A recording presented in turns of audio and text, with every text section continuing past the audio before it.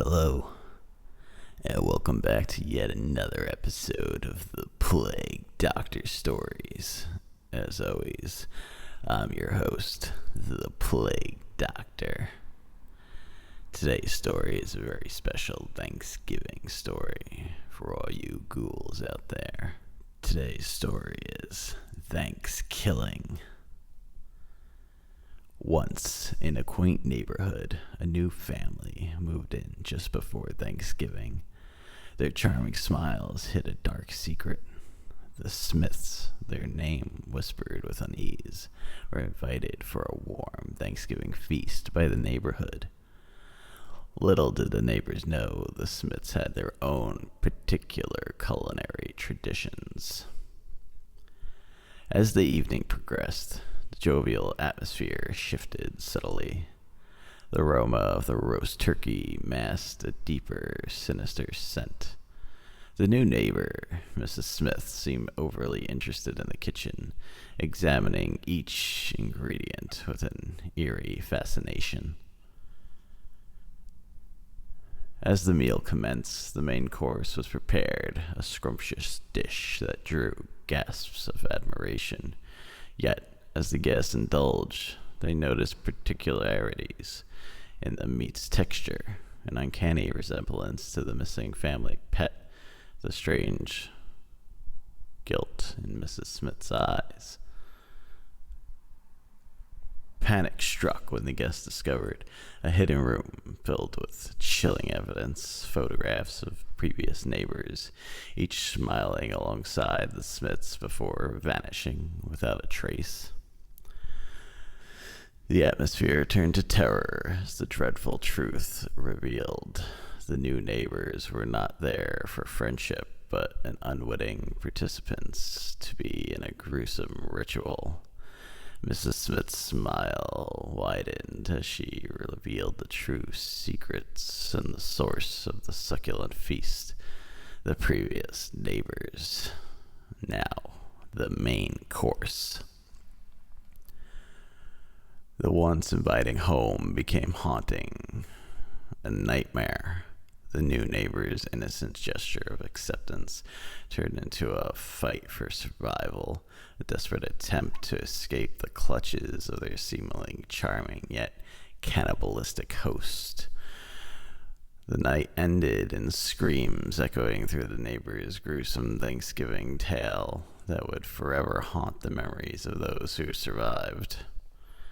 In a panic, the remaining guests frantically searched for an exit, their hearts pounding with terror, Mrs. Smith's laughter echoing through the house, chilling them to the bone. The door slammed shut behind them, locking them inside the dreadful abode.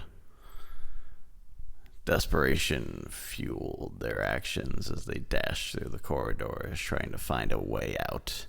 Every room they stumbled into revealed more horrors, the walls adorned with macabre artwork made from the bones, and the ghastly kitchen filled with sharp knives with blood-stained utensils.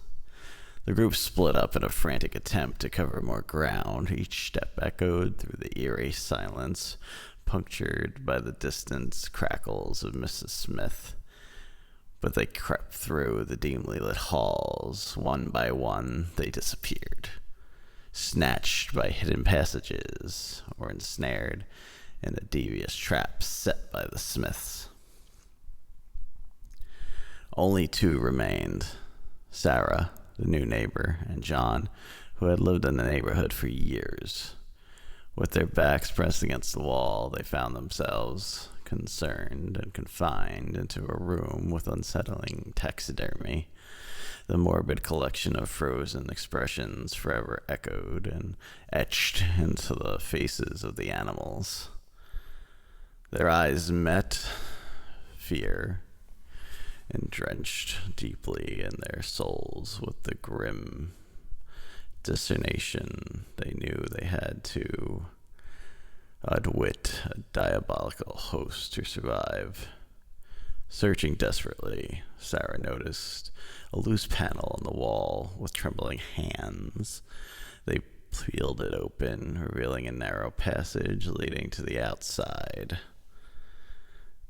They then crawled through the dark, cramped space, the sinister laughter fading into the distance. They emerged outside, gasping for breath, with their bodies covered in a grim, dissatisfied terror, blood dripping from their fingernails, their hearts racing. They escaped the clutches of the Smiths. The nightmares would haunt them forever. The authorities arrived at the house, but it stood empty, a mere facade concealing the horrors within.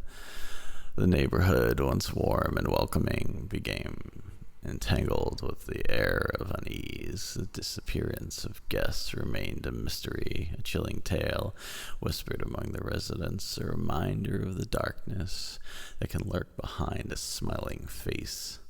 Sarah and John never spoke of that night, but shared trauma found them together, a silent pact ensuring the truth would never fade from just a mere memory. They moved away, leaving behind the neighborhood where the sinister Thanksgiving feast had forever changed their lives. The Smiths were never found, and the bodies never recovered.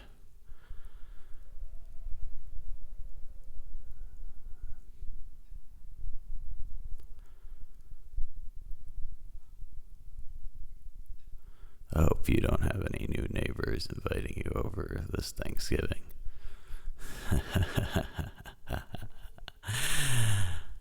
Happy Thankskilling, everyone.